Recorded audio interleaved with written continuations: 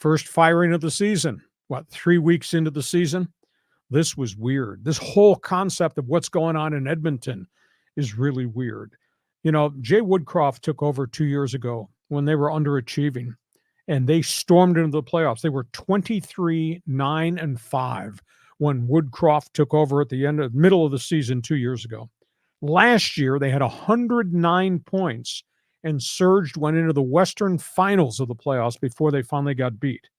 This year, out of the gate, 3-9-1, played really poorly. And this has been an issue with bad starts. I think it's a bigger issue. It's not so much this coach. General manager did not fix the goaltending problems. We sat here last spring. We talked a bunch of hockey, trying to teach you the game. You thought it was all about banging on the glass and drinking beer. But they had Stuart Skinner, young guy, and he let them down in the playoffs, and they finally got knocked out of the playoffs.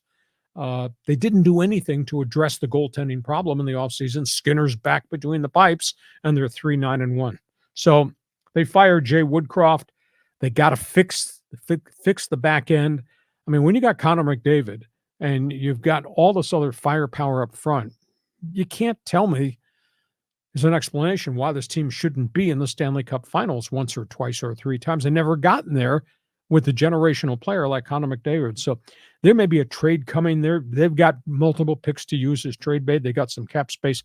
They need a veteran goaltender that can make some stops, because Stuart Skinner right now is not the answer. And if you think it's tough here, you ought to be up in Edmonton, where that's the biggest religion, not Catholicism. Oilers hockey is the biggest religion there. So that's the big hockey story of the day. Hey, it's time for Fans Forum.